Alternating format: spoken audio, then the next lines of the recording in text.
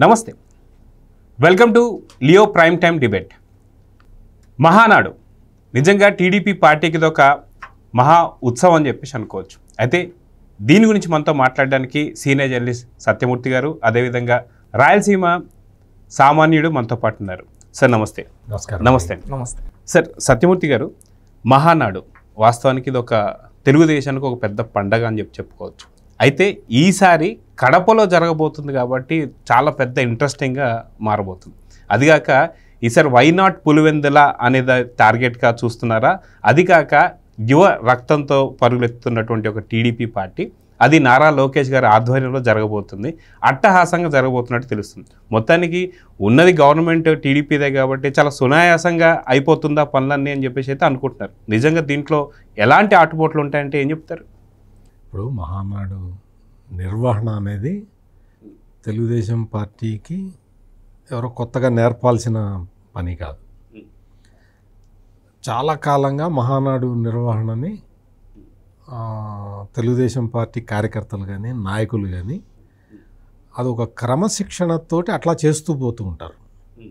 వాళ్ళకేమీ ఇబ్బంది ఏమి ఉండదు. ఇప్పుడు మీరన్న దాంట్లో ఏంటంటే అధికారంలో ఉంది కాబట్టి ఈజీగా అయిపోతుందా అంటున్నారు. అధికారంలో ఉంటే ఇంకా కొంచెం కష్టం అవుతుంది. ఎందుకు అంటే మీకు అధికారంలో ఉన్నప్పుడు తెలుగుదేశం పార్టీ జాతీయ అధ్యక్షుడు చంద్రబాబు నాయుడు అయితే ఆయన మిగతా విషయాలు ఎట్లా ఉన్నా కానీ ఆయనకి ఎవరైనా బ్లేమ్ చేస్తారేమో, ఎవరైనా ఆక్షేపిస్తారేమో, ఎవరైనా మనల్ని విమర్శిస్తారేమో, అట్లా జరగకూడదు అన్న ఉద్దేశంలో ఉంటాడు ఆయన. ఎవడు తిట్టినా పర్వాలేదు, మన పని కానిద్దాం అన్న ఉద్దేశం చంద్రబాబు నాయుడుకు ఉండదు. చంద్రబాబు నాయుడు మనస్తత్వం ఏంటి అంటే మనం సిస్టమేటిక్గా చేయాలి, ఎవరు ఆక్షేపించడానికి వీలు లేకుండా మనం చెయ్యాలి అన్న ఉద్దేశంలో ఉంటాడు. కాబట్టి ఈ మహానాడులో ఈ గవర్నమెంట్కి సంబంధించిన వాళ్ళని ఇన్వాల్వ్ చేయటం కానీ, దానికి సంబంధించిన ఈ యంత్ర సామాగ్రి లేకపోతే ఇటువంటివి వాడటం కానీ, ఇటువంటి వాటికి ఖచ్చితంగా దూరంగా ఉంటారు. మీరు వెళ్ళి కావాలంటే చూడండి.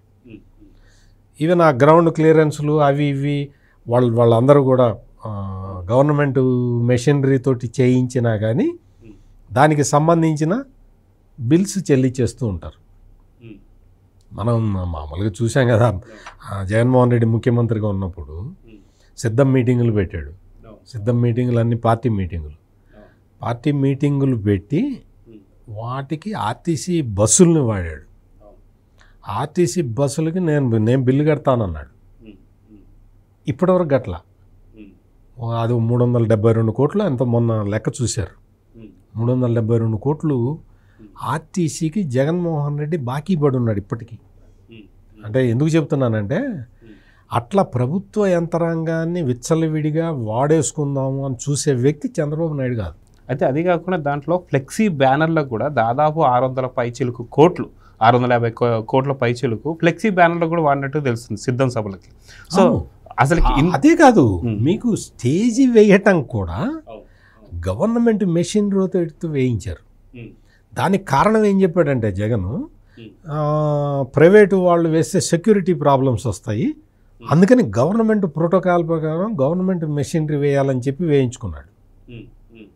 అప్పట్లో స్వామి భక్తి చాలా ఉండేది కదా, ఈ కలెక్టర్లు వాళ్ళు కూడా అందరూ జగన్మోహన్ రెడ్డి ఎట్లా చెప్తే అట్లా చేశారు. ఇక్కడ తెలుగుదేశం పార్టీ విషయానికి వచ్చేసరికి అటువంటివి ఉండవు, అటువంటివి చెయ్యరు. ఎవరన్నా పొరపాటున ఎవరన్నా చేసినా కానీ ఆ విషయం సీఎంకి తెలిస్తే పిలిచి మందలిస్తాడు, అట్లా చేయటానికి వీలు లేదు అని.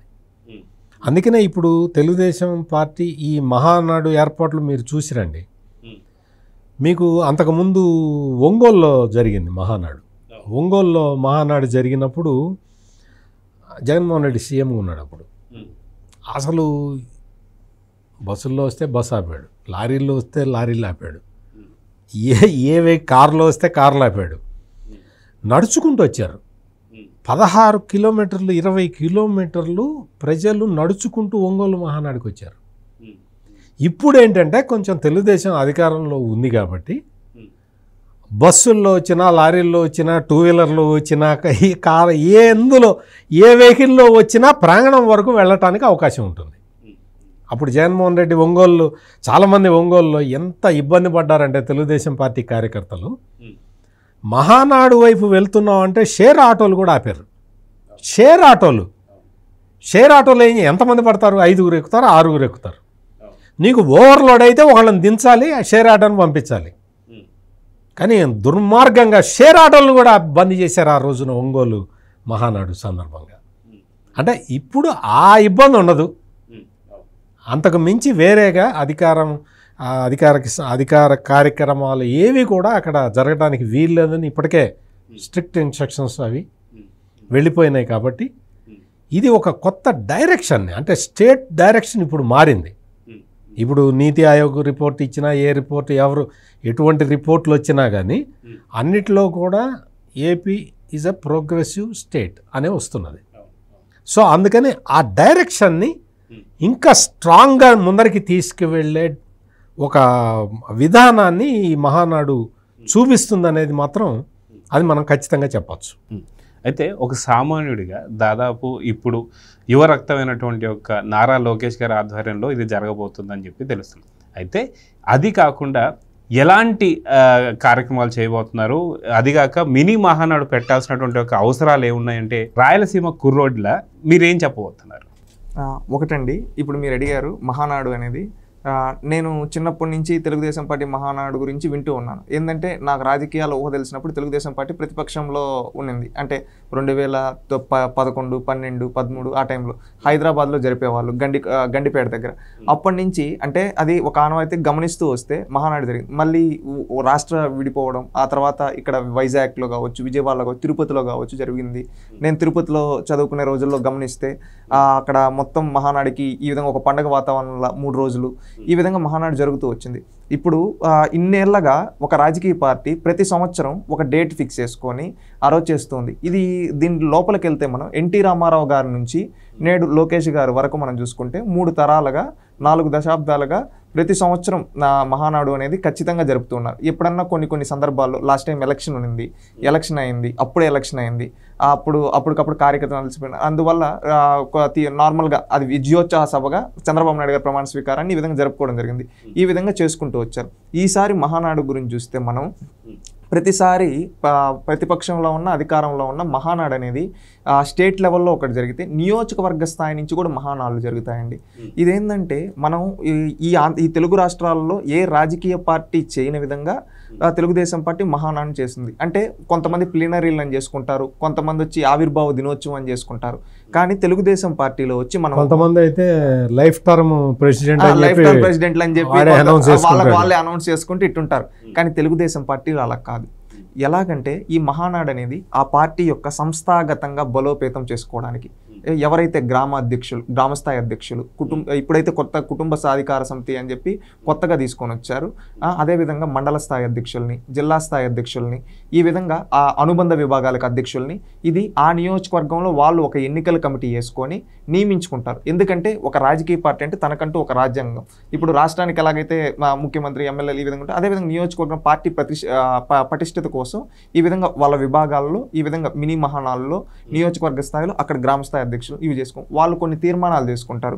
మన పార్టీకి సంబంధించి మనం ఇవి చేయాలి, మన నియోజకవర్గంలో ఈ సమస్యలు ఉన్నాయి, వీటికి పరిష్కారం చూపించే విధంగా మనం ఏం కృషి చేయాలి అని అందరూ కలిసి ఒక నిర్ణయం తీసుకు. అదే పార్లమెంట్ స్థాయిలో, జిల్లా స్థాయిలో ఒక టైప్ ఆఫ్ మహానాడు పెట్టి జిల్లాలో ఉండేటివి అక్కడ కమిటీలను అక్కడ ఎన్నుకుంటారు. రాష్ట్ర స్థాయిలో పెట్టి జాతీయ అధ్యక్షుడిని, ఇప్పుడు ఎందుకంటే 2 రాష్ట్రాలు అయ్యావు కాబట్టి తెలంగాణ, ఆంధ్రాకు ఒక్కొక్క అధ్యక్షుడిని, అదేవిధంగా జాతీయ అధ్యక్షుడు వాళ్ళు నామినేషన్ వేసి ఎవరు అనేది వాళ్ళ కార్యకర్తలందరితో. ఇప్పుడు ఈ మహానాడికి ఏంటంటే గ్రామస్థాయి అధ్యక్షుడి నుంచి రాష్ట్ర స్థాయి నాయకుల వరకు అందరూ ప్రతి గ్రామం నుంచి వస్తారు. వచ్చినప్పుడు వాళ్ళు జాతీయ అధ్యక్షుడిని ఎన్నుకుంటారు. ఇది ఒక టైప్ జరుగుతుంది. ఇదే విధంగా దాంట్లో మనం ఇంతకుముందు పెద్దలు సత్యమూర్తి గారు చెప్పినట్టు ఈరోజు ప్రభుత్వ యంత్రాంగంతో సంబంధం లేకుండా పార్టీ యంత్రాంగంతో ఇది పూర్తిగా నడుస్తుంది. అది అధికారంలో ఉన్న, ప్రతిపక్షంలో ఉన్న. ఈరోజు చూస్తే మనం దాదాపుగా 19 కమిటీలు వేశారు. ఎందుకేసారు? దాంట్లో ఈవెన్ ఇంక్లూడింగ్ రాష్ట్ర అధ్యక్షుడు కాడి నుంచి కార్యకర్తల వరకు చాలామంది ఉంటారు. ఎందుకంటే ఇప్పుడు సభా నిర్వహణ ఉంటుంది, దాన్ని ఒకటి, అలంకారం ఒకటి, మళ్ళీ అదేవిధంగా ప్రెస్ మీడియాని కోఆర్డినేట్ చేసుకోవడానికి ఒకరు, ఇప్పుడు ఫుడ్ వచ్చిన వాళ్ళకి ఫుడ్ ఇవి ఫెసిలిటీస్ కలిపి దానికి ఒకరు, మళ్ళీ వచ్చి దూర ప్రాంతాల నుంచి వస్తారు. ఇప్పుడు కడపలో జరుగుతుంది, శ్రీకాకుళం నుంచి వచ్చే వాళ్ళు ఉంటారు, విజయవాడ, గోదావరి, వాళ్ళందరికీ వసతి ఎక్కడ ఏర్పాటు చేయాలి, దానికి ఒక కమిటీ. అదేవిధంగా రవాణాకి ఇంతకుముందు చెప్పినట్టు మనం రవాణాకి ఏం వాడాలి, దానికంటూ ఒక కమిటీ, కొంతమంది కూర్చొని మనం ప్రైవేట్ వెహికల్స్ తీసుకోవాలి, గవర్నమెంట్ వెహికల్స్ తీసుకుంటే ఎలాగని దానికి ఒక కమిటీ. మళ్ళీ వచ్చి అదేవిధంగా పార్కింగ్, ఇప్పుడు కొంతమంది ఓన్ వెహికల్స్లో, కార్స్లో వీటిలో వస్తారు, వీటన్నిటిని పార్కింగ్ చేయడానికి ఇవి ఒక టైపు పెట్టుకునేదానికి అదొక కమిటీ. ఈ విధంగా ఏవైతే రిక్వైర్మెంట్ ఉన్నాయో దాన్ని ప్రభుత్వ యంత్రాంగాన్ని ఉపయోగించకుండా పార్టీ యంత్రాంగంతోనే పర్ఫెక్ట్గా దానికి నడిపే దాంట్లో ఎవరెవరైతే సమర్థులు ఉన్నారో అలాంటి వాళ్ళందరినీ దాంట్లో వేసి వాళ్ళతో ఈ సభా నిర్వహణ అనేది ఇన్ని కమిటీలు ఇంతమందిని ఇన్వాల్వ్ చేసి వచ్చిన వాళ్ళందరినీ కోఆర్డినేట్ చేసుకునేదానికి ఒక్కొక్కరికి ఒక్కొక్క విభాగాన్ని ఇచ్చి ఈ విధంగా చేస్తూ ఉన్నారు. ఇది నిజంగా దీంట్లో ఒక ఆర్గనైజింగ్ అనిపిస్తుంది, ఒక క్రమశిక్షణ.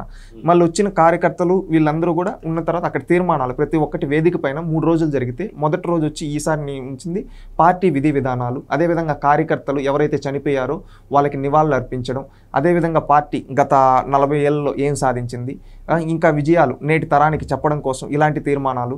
ఈసారి వచ్చి రాయలసీమ లాంటి ప్రాంతంలో జరుగుతుంది కాబట్టి రాయలసీమకి తెలుగుదేశం పార్టీ ఏం చేసింది అనే తీర్మానాలు. ఆ విధంగా మళ్ళీ రెండవ రోజు ప్రభుత్వానికి సంబంధించి ప్రభుత్వం ఏం చేసింది, ఈ సంవత్సరం అవుతూ ఉంది, సంవత్సరంలో ప్రభుత్వం ఏం చేసింది ప్రజలకు చెప్పాలి, అదేవిధంగా కార్యకర్తలు ప్రతి ఇంటికి వెళ్ళి చెప్పాలి, దానికి సంబంధించిన తీర్మానాలు.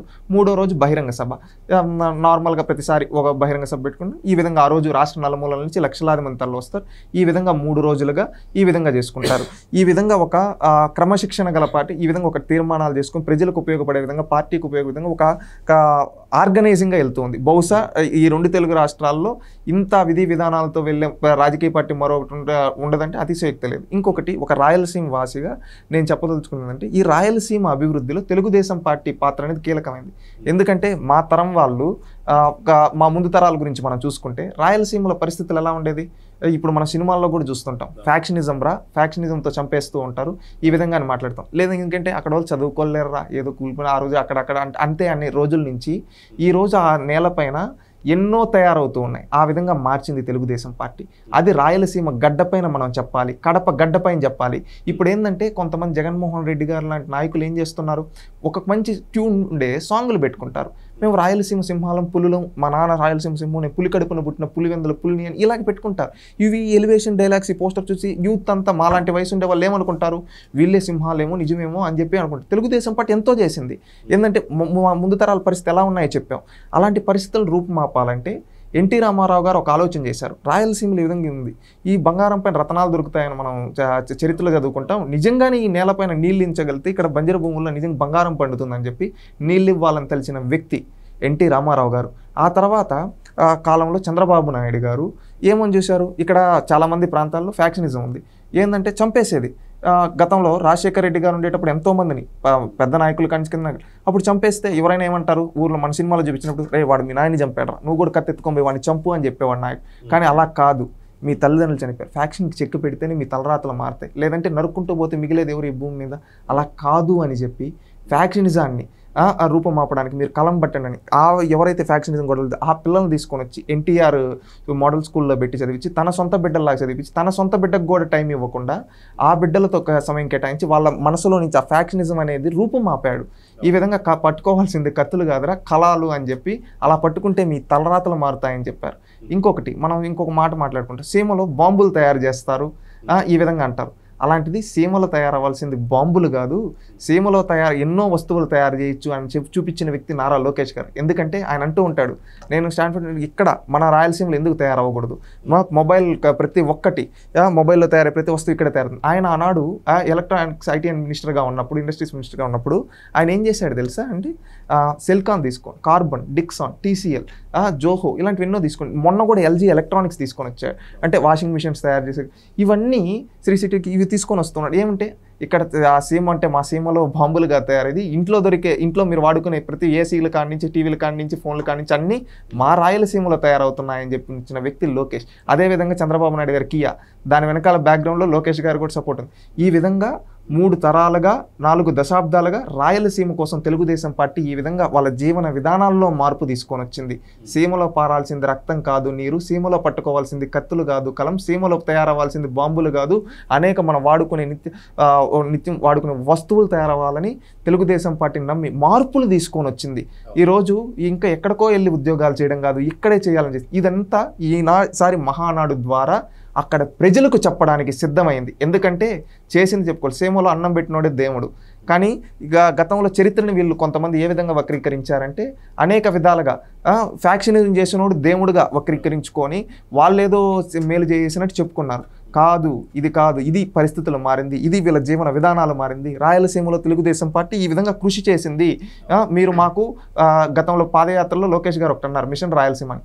ఆ రోజు చెప్పాడు, మాకు అదే మ్యాండేట్ ఇవ్వండి, మేము చేసి చూపిస్తామని. అది చూస్తే దాని ప్రకారం గతంలో తెలుగుదేశం పార్టీకి 2014లో మ్యాండేట్ రాకపోయినా నేను ఇంతకుముందు చెప్పినట్టు ఎన్నో అభివృద్ధి కార్యక్రమాలు చేశారు. 2019లో జగన్మోహన్ రెడ్డికి ఇచ్చారు 49 స్థానాలు, తెలుగుదేశంకి 3 ఇచ్చారు. లోకేష్ గారు రాయలసీమలో 100 రోజులకు 119 రోజులు పాదయాత్ర చేసిన తర్వాత చెప్పిన మాట, అదే మ్యాండేట్ మాకు ఇవ్వండి, మేమేం చేసి చూపిస్తాం, మేము కట్టుబడి ఉన్నాం సీమ అభివృద్ధికి అని చెప్పారు. అది దానికి తగ్గట్టుగా ఈరోజు ఎలక్ట్రానిక్ కంపెనీలు, ఆటోమొబైల్ కంపెనీలు, రెన్యూవబుల్ ఎనర్జీకి సంబంధించిన కంపెనీలు 22,000 కోట్ల ప్రాజెక్టు మొన్న అనంతపురంకి వచ్చింది. 5,000 కోట్ల ప్రాజెక్ట్ ఎల్జీ వచ్చింది. అదేవిధంగా నీళ్ళకి సంబంధించి హాంద్రి నీవా పూర్తి చేయడానికి చంద్రబాబు నాయుడు కూర్చొని ఈ విధంగా ఇవన్నీ చేస్తూ ఉన్నారు. ఇదంతా ఈరోజు మాట నిలబెట్టుకున్నారు. సంవత్సరం 2023 జూన్ ఆ టైంలో లోకేష్ గారు మిషన్ రాయలసీమ, ఈరోజు 2025 ఇక్కడ నిలబడి చెప్తారు మేము ఇచ్చాం మాట. సీమ తలరాతను మార్చడానికి మేము చేస్తాం. ఈ మహానాడు ఇక్కడ పెట్టడానికి కారణం ఏంటంటే సీమ తలరాతను మార్చడానికి ఇక్కడ మేము తీర్మానాలు చేస్తున్నాం, ఈ గడ్డ పైన చేస్తున్నాం. ఈ గడ్డకి ఆనాటి నుండి ఈనాటి వరకు మేము చేసాం.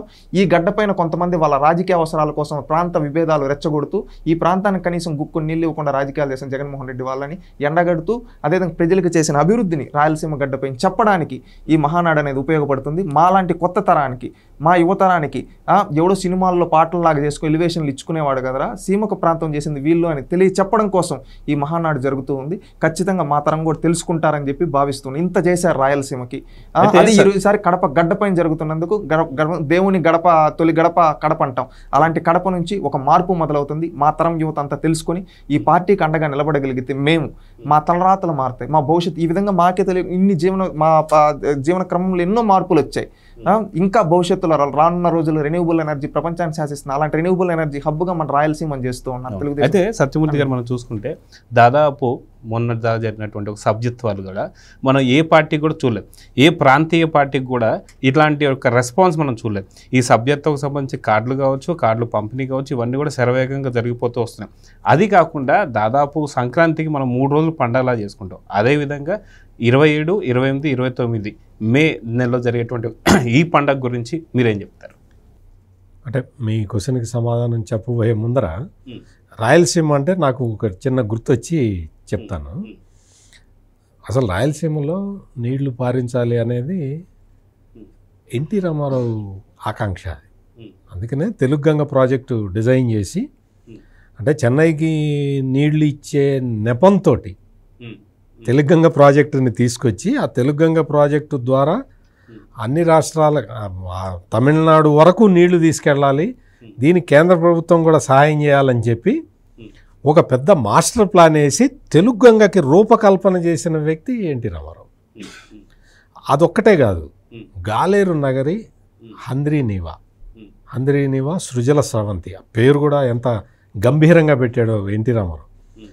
ఇప్పుడు అది మొత్తం మరి రాజశేఖర్ రెడ్డి అప్పట్లో తెలుగు గంగ ప్రాజెక్టుకి అడ్డం పడ్డాడు.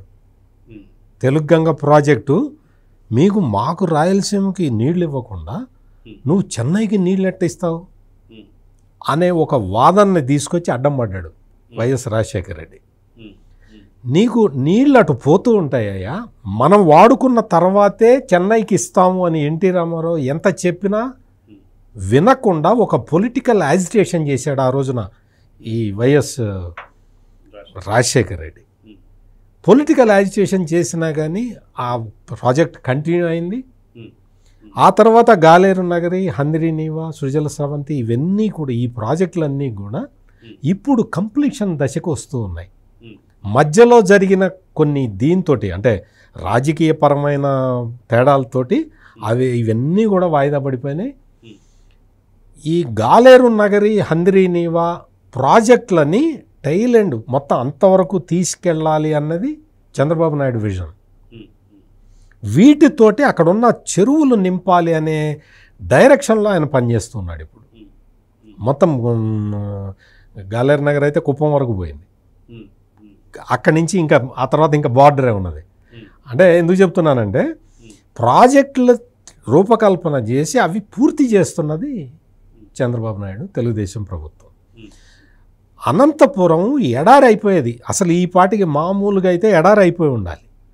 ఎడారి అయిపోతున్నది అని చెప్పి ఇంటర్నేషనల్ సైంటిస్టులు వాళ్ళందరూ వచ్చి వార్నింగ్ ఇస్తే అప్పుడు చంద్రబాబు నాయుడు బాగా ఆలోచించి ఇజ్రాయిల్ టెక్నాలజీ తీసుకొచ్చి ఇజ్రాయిల్ టెక్నాలజీ తోటి, అంటే తక్కువ నీళ్లతోటి పంటలు పండించే విధానాన్ని రాష్ట్రానికి తీసుకొచ్చింది చంద్రబాబు నాయుడు. అప్పటికి దేశంలో ఎక్కడా కూడా ఇది లేదు. కేంద్రంలో ఒక చిన్న ప్రాజెక్ట్ ఉండేది, డ్రిప్ ఇరిగేషన్ ప్రాజెక్ట్ అని ఉండేది. అది ఎవడు వాడేవాడు కాదు, పెట్టేవాడు కాదు. అటువంటి దాన్ని ఎక్స్టెన్సివ్గా తీసుకెళ్ళి మొత్తం అనంతపూరు, ఈ నిన్న మొన్నటి వరకు ముఖ్యమంత్రిగా పనిచేసిన జగన్మోహన్ రెడ్డి జిల్లా, మొత్తం ఉమ్మడి కడప జిల్లాలో కూడా ఈ రోజున హార్టికల్చర్ హబ్గా మారి ఉన్నది. అంటే దానికి కారణం ఈ drip irrigation, Israel technology drip irrigation. ఎవరికి తెలియనప్పుడు రెయిన్ గన్ అని తీసుకొచ్చాడు చంద్రబాబు నాయుడు. తీసుకొచ్చి ఆ రెయిన్ గన్ పెడితే అది పంట మొత్తానికి వర్షం పడ్డట్టు అవుతుందన్నమాట. తక్కువ నీటితోటి వర్షం పడ్డ ఎఫెక్ట్ తీసుకొచ్చి క్రాప్ కరెక్ట్గా తీసుకురావడానికి ఇటువంటి టెక్నాలజీస్ తీసుకొచ్చి రాయలసీమని సస్యశ్యామలం చేస్తే, ఆ తర్వాత వచ్చేవాళ్ళు అంటే జగన్మోహన్ రెడ్డి లాంటి వాళ్ళు వచ్చినప్పుడు మొత్తం ఈ డ్రిప్ ఇరిగేషన్ మొత్తాన్ని ఆపేశాడు.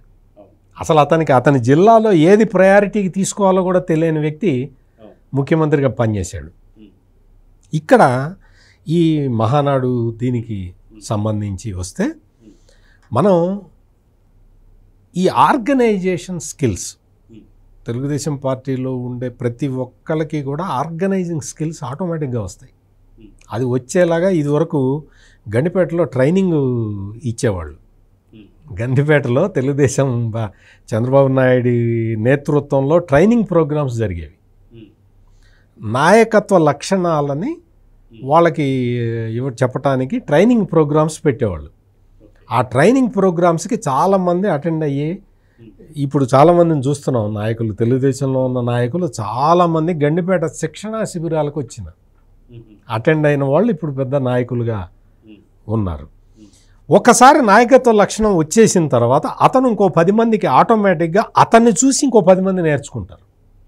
అట్లా అందుకని తెలుగుదేశం పార్టీ మొత్తంలో కూడా ఆర్గనైజేషనల్ స్కిల్స్, ఆర్గనైజింగ్ కెపాసిటీసు ఆటోమేటిక్గా ఇన్హరెంట్గా ఉంటాయి. అందుకని ఇక్కడ ఈ మహానాడు నిర్వహణకు సంబంధించి ఇంత ఈజీగా ఎందుకు జరిగిపోతుందంటే కారణం ఇది అన్నమాట. ఇక్కడ మహానాడులో ఇంకొకటి ఏంటంటే పొలిటికల్ డైరెక్షన్, పొలిటికల్ రెజల్యూషన్స్ ఉంటాయి. పొలిటికల్ రెజల్యూషన్ ఏ డైరెక్షన్లో పోవాలి మనం అనేది ఒకసారి నాకు బాగా గుర్తు. ఎన్టీ రామారావు పార్టీ అధ్యక్షుడిగా ఉన్న టైంలో జరిగిన మహానాడులో విదేశాంగ విధానం గురించి ఒక రెజల్యూషన్ పెట్టాలి అని ప్రపోజ్ చేశారు. మనదేంటండి, మన పార్టీ మనం ప్రాంతీయ పార్టీ, మనకి విదేశాంగ విధానంతో మనకేం సంబంధం అని అడిగారు చాలామంది. నో, మనకి జాతీయ స్థాయిలో మనకి బాధ్యత ఉంటుంది, మనం డైరెక్షన్ ఇవ్వాలి అని చెప్పి ఎన్టీ రామారావు ఒక ఫారిన్ పాలసీ మీద తీర్మానం పెట్టించాడు. అదే క్రమంలో మొత్తం జాతీయ నేషనల్ లెవెల్లో తెలుగుదేశం పార్టీ ప్రధాన ప్రతిపక్ష భూమికలోకి వచ్చింది. ఆ నెక్స్ట్ తర్వాత జరిగిన రాజకీయ పరిణామ క్రమంలో మెయిన్ అపోజిషన్ తెలుగుదేశం అయింది లోక్సభలో. అందుకని అంత లాంగ్ సైటెడ్ ఇవి ఉంటాయి. ఈ విధానాలు ఇవన్నీ కూడా ఒక పద్ధతి ప్రకారం చేసుకుంటారు. పొలిటికల్ డైరెక్షన్ ఇస్తారు. పొలిటికల్ డైరెక్షను జగన్మోహన్ రెడ్డి లాగా మాకు జీవితకాలం ఈయనే అధ్యక్షుడు అని చెప్పి సపోర్ట్లు కొట్టడం, ఆ తర్వాత మేమట్ట అనలేదు మీరు అనుకున్నారు అని సజ్జల రామకృష్ణారెడ్డి వచ్చి వివరణ ఇవ్వటం, ఇటువంటివి ఉండవు అక్కడ. మహానాడులో సిస్టమేటిక్గా సంస్థాగత ఎన్నికల ప్రక్రియ కూడా సిస్టమేటిక్గా జరుగుతుంది. రాయలసీమ సామాన్యుడిగా దాదాపు ఎన్నో మహానాడులు మనం చూస్తూ వస్తున్నాం. ఈసారి కడపలో జరగడాన్ని ఒక ప్రతిష్టాత్మకంగా తీసుకున్నారని చెప్పుకోవాలి. అది కాకుండా జగన్కి బీటలు వారబోతున్నాయి ఈసారి అని చెప్పేసి అనుకోవచ్చు. వాస్తవానికి 2024 ఎన్నికల్లోనే కంప్లీట్గా రాయలసీమ మొత్తం క్లీన్ స్వీప్ అయిపోయిందని చెప్పుకోవాలి. ఇప్పుడు ఈసారి కడపకు సంబంధించి ఈ మహానాడు ద్వారా ఇంకా అత్యంత అద్భుతాలు జరగబోతున్నాయని చెప్పేసి అంటున్నారు. మీరు రాయలసీమ వాసిగా మీరేం చెప్తారు? మీరు ఎట్లా క్వశ్చన్ అడిగింది ఎట్లా ఉందంటే ఆ కడప జిల్లా మొత్తం జగన్మోహన్ రెడ్డి సొంత ఆస్తిలాగా చెప్తున్నారు. ఆయన సొంత ఆస్తిలోకి వెళ్ళి తెలుగుదేశం ఏదో మీటింగ్ పెడుతున్నట్టు అడుగుతున్నారు. నో, కడపలో అంత కడప మొత్తం ఈ జగన్మోహన్ రెడ్డికి వాళ్ళ నాన్న రాజశేఖర రెడ్డికి రాసివ్వలా. కడపలో తెలుగుదేశం పార్టీ మొదటి నుంచి కూడా స్ట్రాంగ్ గా ఉంది. 1999లో 11 సీట్లలో 9 స్థానాలు తెలుగుదేశం పార్టీ గెలిచింది. రాజశేఖర రెడ్డి ఆనాడు అపోజిషన్ లీడర్ గా ముఖ్యమంత్రి క్యాండిడేట్ గా ఉంటే వచ్చింది 2 స్థానాలు. ఆ తర్వాత ఏంటంటే వీళ్ళ రాజకీయ అవసరాల కోసం ఇప్పుడు నేను చెప్పాను కదా సాంగ్స్, ఈ విధంగా ఏంటంటే బురద జల్లి రాజకీయం చేశారు తప్పితే వాళ్ళు చేసింది ఏమీ లేదు. రాజశేఖర రెడ్డి ముఖ్యమంత్రిగా ఎప్పటి నుంచి ఉన్నాడు? 2004 నుంచి మన 2009 వరకు ఉన్నారు. జగన్మోహన్ రెడ్డి 2019 నుంచి 24 వరకు ఉన్నాడు. అది కాకుండా కాంగ్రెస్ పార్టీలో శాసించే స్థాయిలో రాజశేఖర రెడ్డి కుటుంబం 1978 నుంచి ఉంది. ఆనాటి నుంచి ఉన్న వాళ్ళొక్క స్టీల్ ఫ్యాక్టరీ అని చెప్పి చెప్తారు. ఎప్పుడన్నా అడిగితే కడప ఉక్కు అంటారు. ఆ ఉక్కును తెచ్చుకోలేకపోయారు. అంటే 10 సంవత్సరాలు ముఖ్యమంత్రులుగా ఉండి వాళ్ళు చెప్పుకోదగ్గ ఒక్క పరిశ్రమ అన్నా కానీ పులివెందుల్లో కానీ కడప పార్లమెంట్లో కానీ పెట్టారు. కడప పార్లమెంట్ అని ఎందుకంటానంటే 1989 నుంచి ఈ రోజు వరకు వైఎస్ కుటుంబ సభ్యులే. అది రాజశేఖర రెడ్డి కావచ్చు, వివేకానంద రెడ్డి కావచ్చు, అవినాష్ రెడ్డి కావచ్చు, జగన్మోహన్ రెడ్డి గారు కావచ్చు, వీళ్ళే ఉన్నారు. వీళ్ళు చెప్పుకోదగ్గ పరిశ్రమలు తెచ్చారు. ఈ రోజు కుప్పంలో ఇజ్రాయెల్ టెక్నాలజీ అనేది చంద్రబాబు నాయుడు గారు చేశారు. అక్కడ ఎయిర్పోర్ట్కి డెవలప్ చేశారు. అక్కడ పండించిన పూలు కావచ్చు, పంటలు కావచ్చు, ప్రపంచానికి ఎక్స్పోర్ట్ చేసే విధంగా కుప్పం నియోజకవర్గాన్ని చంద్రబాబు నాయుడు గారు తయారు చేశారు. అదేవిధంగా చిత్తూరు జిల్లాలో మనం చెప్పుకున్న ఇన్ని ఎలక్ట్రానిక్ కంపెనీలు అవన్నీ తిరుపతి లాంటి ప్రాంతంలో ఐఐటి ఐజాల్ ఇలాంటి ఎన్నో తెచ్చారు. కడప పార్లమెంటులో వైఎస్ రాజశేఖర రెడ్డి పోటీ చేస్తే చావు తప్పి కన్ను లొట్టబోయినట్టు 5,000 ఓట్ల మెజార్టీతో గెలిచాడు 1996. 5,000. ఆ 5,000 కొంచెం ఇటు అయినట్టయితే కడప పార్లమెంట్లో రాజశేఖర రెడ్డి ఓడిపోయి ఉండేవాడు.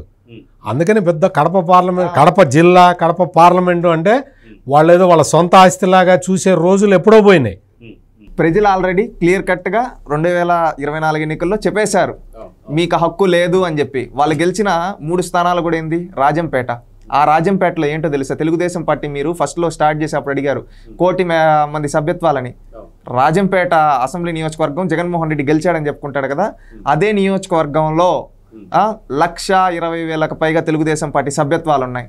అది పోయినట్టే లెక్క. అంటే ఎలక్షన్ తర్వాత ప్రజలు అక్కడ కూడా క్లియర్ కట్గా మారిపోయారు. ఇంకా బద్వేల్ అంటారా, బద్వేల్లో కూడా తెలుగుదేశం పార్టీ క్లియర్ కట్గా ఈసారి రితేష్ రెడ్డి కావచ్చు, అక్కడ ఉండే ఎవరైతే కంటెస్ట్ చేస్తారో వాళ్ళకి, అంటే అక్కడ లాస్ట్ టైం బీజేపీ ఈ విధంగా పొత్తులో ఈ విధంగా కొన్ని ఈక్వేషన్స్ ఉన్నాయి, అక్కడ కూడా మారిపోయింది. ఇంకా పులివెందులు అంటారా, పులివెందుల్లో లింగాల మండలం అరటి పంటలకు అత్యధికంగా ఉత్పాదక ఇచ్చేది. అది చేసింది ఎవరు? జగన్మోహన్ రెడ్డి డ్రిప్ పెద్ద అని చెప్పినట్టు సత్యమూర్తి గారు డ్రిప్పుని ఆపేశాడు. కానీ చంద్రబాబు నాయుడు ఇచ్చిన డ్రిప్ వల్ల అక్కడ అత్యధికంగా వచ్చింది. అక్కడ ప్రజలు కూడా అంటున్నారు మనం ఇన్నేళ్ళు ఈ కుటుంబాన్ని ఆదరించాం, మనం కనీసం వీళ్ళు మనకు గంజి నీళ్ళు కూడా ఇవ్వలేదా? చంద్రబాబు నాయుడుకి మనం ఒక్కసారి ఒట్టకపోయినా నీళ్ళు ఇచ్చాడు, మనకి డ్రిప్ ఇచ్చాడు, మన పంటలు మనం పండించుకొని మన పిల్లల్ని చదివించుకొని మంచిగా చెడు. ఇప్పుడు కోపర్తి స్టేట్ని మొత్తం కంపెనీలు తెప్పించేదానికి ట్రై చేస్తూ ఉన్నారు, ఈ విధంగా తెస్తూ ఉన్నారు. మనం ఇలాంటి వాళ్ళకి అండగా నిలబడాలి కానీ మన చేతులతో కత్తులు పట్టించి వాళ్ళ రాజకీయ అవసరాల కోసం మనల్ని వాడుకునే వాళ్ళు కాదని కడప ప్రజలు క్లియర్ కట్గా ఉన్నారు. జగన్మోహన్ రెడ్డి ఏంటంటే సీమ అనే ఒక ఓటుతో రాజకీయం మొదలుపెట్టాడు. ఇప్పుడు దానికి సమాధి పడిపోబోతుంది ఈసారితో. ఎందుకంటే ఆల్రెడీ పడిపోయింది, దీంతో ఇంకా క్లియర్ కట్గా పడుతుంది. ఇది ఎవరు సత్యమూర్తి గారు చెప్పినట్టు వాళ్ళ అబ్బ జాగీర్ కాదు కడప. కడప అనేది దేవుని గడప. ఎంతో పుణ్యక్షేత్రాలు, ఎన్నో పుణ్యక్షేత్రాలు ఉంది. ఒంటిమిట్ట లాంటి రాముని దేవాలయాన్ని అభివృద్ధి చేసిన తెలుగుదేశం పార్టీ. రాజశేఖర రెడ్డి గారు ముఖ్యమంత్రిగా ఉన్నారు కదా ఉమ్మడి రాష్ట్రంలో, ఆనాడు ఒంటిమిట్ట గురించి పట్టించుకున్నాడా? పట్టించుకోలేదు. కడప జిల్లా వాసే కదా.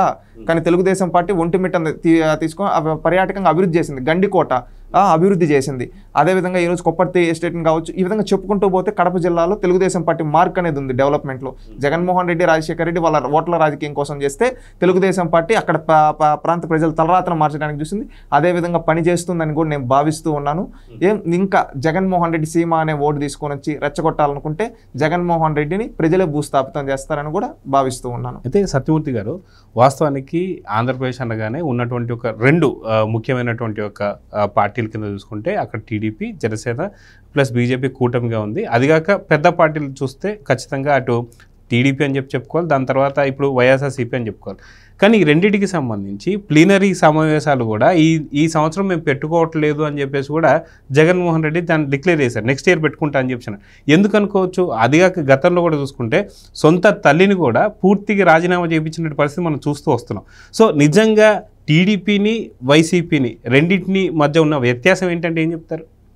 పాపం అది మీరు చెప్తుంటే గుర్తొస్తున్నది, ఆ రోజున స్టేజి మీద పాపం విజయలక్ష్మి బోర్న ఏడిచింది. ఇంకా రేపటి నుంచి నువ్వు నా పార్టీకి గౌరవాధ్యక్షురాలు కాదు, పో దిగిపో అని ఒక కొడుకు సొంత కన్న తల్లికి అట్లా చెబుతూ ఉంటే నిజంగా ఆమె ఏడవటమే కాదు, సభలో ఉన్నవాళ్ళు, స్టేజ్ మీద ఉన్నవాళ్ళు ఒక్క జగన్మోహన్ రెడ్డి తప్ప అందరూ ఏడ్చారు. నువ్వు రేపటి నుంచి నువ్వు వెళ్ళి తెలంగాణ వెళ్ళి తెలంగాణలో షర్మిల పార్టీకి నువ్వు గౌరవాధ్యక్షురాలని ప్రకటించుకుంటావా? నువ్వు షర్మిల పార్టీకి గౌరవాధ్యక్షురాలు అయ్యావు కదా, నేను నా పార్టీ నుంచి నిన్ను తీసేస్తున్నా అని ఒక కొడుకు తల్లితోటి అన్న సందర్భం అది. మీరు చెప్తుంటే ఆ రోజు జరిగిన సిచ్యుయేషన్ మొత్తం అంతా కూడా కళ్ళకు కట్టినట్టు కనపడుతున్నది. సభలో అందరూ ఏడ్చారు, స్టేజ్ మీద అందరూ ఏడ్చారు. జగన్మోహన్ రెడ్డి మాత్రం నవ్వుతూ ఉన్నాడు, చిరునవ్వులు చిందిస్తూ. తల్లిని గౌరవాధ్యక్షురాలుగా తీసేసిన ఆనందం ఆయన కళ్ళల్లో కనపడుతూ ఉన్నది. ఇక్కడ తెలుగుదేశం పార్టీలో అట పో ఇంకా స్టేజ్ దిగి వెళ్ళిపో అంట ఉండదు, ఎక్కడా ఉండదు. కాకపోతే ఏంటంటే తెలుగుదేశం పార్టీ కూడా ఇప్పుడు చాలా జాగ్రత్తలు తీసుకోవాలి.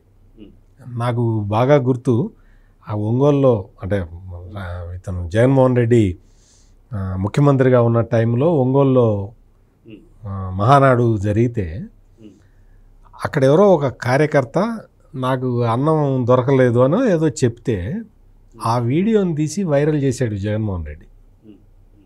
అంటే మహానాడులో అన్నం పెట్టట్లేదు, అది పెట్టట్లేదు, ఇది పెట్టట్లేదు అని. ఇటువంటి ఫేక్ ప్రచారాలు మళ్ళీ ఈసారి కూడా మొదలు పెడతాడు. అందుకని మహానాడులో తెలుగుదేశం పార్టీ ఏం రిజల్యూషన్ పెడుతుంది, ఎంత అట్టహాసంగా చేస్తుంది అనేది కాదు. మహానాడు నిర్వాహకులు ఒక ప్రత్యేకమైన కమిటీ పెట్టుకోవాలి. ఈ సోషల్ మీడియాలో జగన్మోహన్ రెడ్డి డ్యామేజ్ చేస్తుంటాడు, ఈ డ్యామేజ్ని మనం కంట్రోల్ ఎట్ట చేసుకోవాలా అని మహానాడులో ఒక కమిటీని పెట్టుకోవాల్సిన అవసరం ఉంది. ఎందుకంటే జగన్మోహన్ రెడ్డి చేసేవన్నీ ఫేక్ ప్రచారాలే కదా. మొన్న మనం అమరావతి రోజు ఆ రోజు వాళ్ళు ఎవరో కూడా ఎక్కడ ఒకే ఒక్క వీడియో వచ్చిందండి. ఏంటంటే ప్రైమ్ మినిస్టర్ వచ్చిన సందర్భం మనం చూసాం కదా. అసలు వీడియో కాదు, దాన్ని ఒక 5 కెమెరాలతో షూట్ చేశారు. ఆమె ఎవరో తెలీదు. అక్కడ డస్ట్బిన్లో నుంచి ఒక డబ్బా తీసి, అప్పటికి ఇంకా 11:30 అయింది, లంచ్ టైం కూడా కాలే. అటువంటిది అది చూపించి మాకు అన్నమే లేదు, ఇదిగో ఇది పాసిపోయిన అన్నం పెట్టారు అని చెప్పి ఒక ఆమెతోటి చెప్పించి 5 కెమెరాలతోటి షూట్ చేసి ప్రైమ్ మినిస్టర్ ల్యాండ్ అయ్యే టైంకి దీన్ని వదిలేరు. అంటే డిమోరలైజ్ చేయటానికి, మొత్తం దెబ్బ కొట్టడానికి, అక్కడికి ఎవరు రాకుండా చేయటానికి. కానీ వాళ్ళ వల్ల కాలేదు. మీరు చూడండి, ఆ ఒక్క వీడియో తర్వాత ఇంకెక్కడ వీడియోలా అంటే దానికి లక్షల మంది వచ్చారు.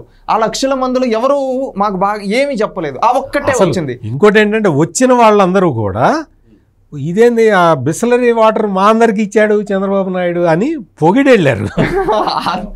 నీట్గా ప్యాక్డ్ ఫుడ్ అంతా ఇచ్చి బాటిల్డ్ వాటరు ఇచ్చి మీరు తిన్న తర్వాత వీటిని రీసైకిల్ బిన్లో వేయాలి, మీరు ఎక్కడ పడితే అక్కడ పడేయకూడదు అని చెప్పి ప్రజలకి డిసిప్లిన్ నేర్పించి పంపించారు. అంత పకడ్బందీగా ఉంటుంది. కాకపోతే ఏంటంటే జగన్మోహన్ రెడ్డిని చూసి కొంచెం మహానాడు నిర్వాహకులు కూడా వాళ్ళు కొన్ని జాగ్రత్తలు తీసుకోవాలి.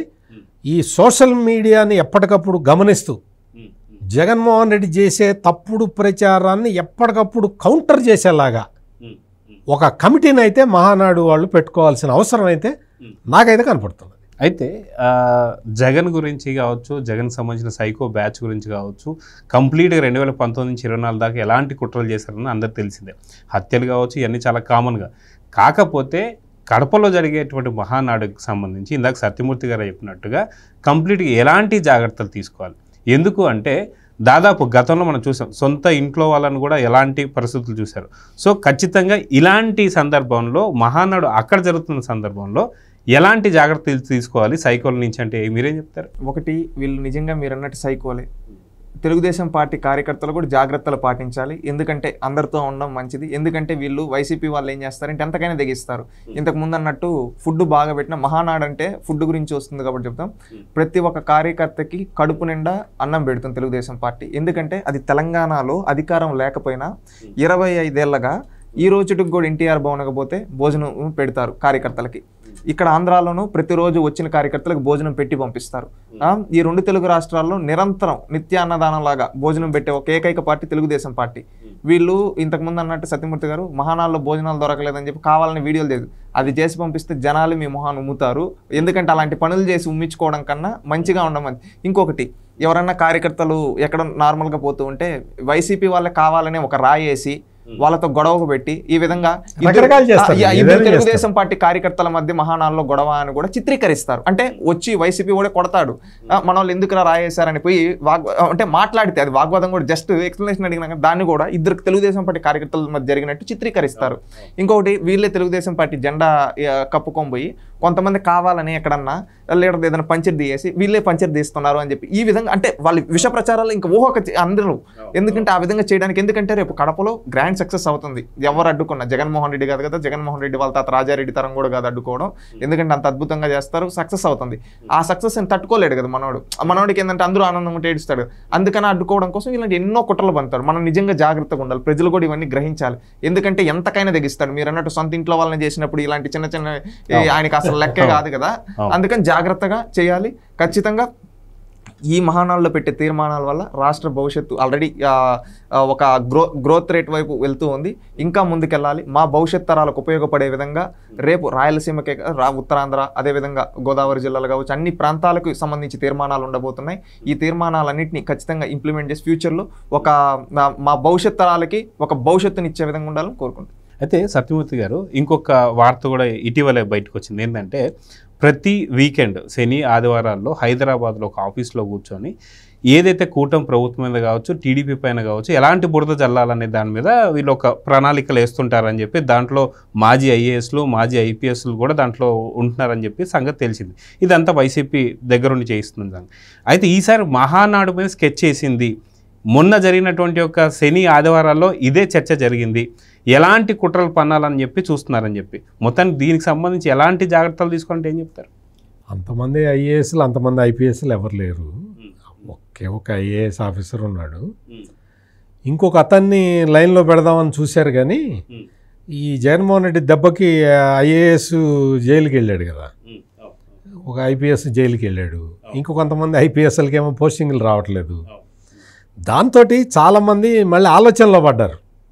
మరీ జగన్మోహన్ రెడ్డితో మళ్ళీ మనం అంటగాగితే మనకే కాదు మన పిల్లలకు కూడా భవిష్యత్తు ఉండదు అనే ఉద్దేశంతో అందరూ డ్రాప్ అయిపోయారు. నాకు తెలిసి ఒకే ఒక ఐఏఎస్ ఆఫీసర్ని బలవంతంగా తీసుకొస్తున్నారు. అతను కూడా రెగ్యులర్గా రావట్లే.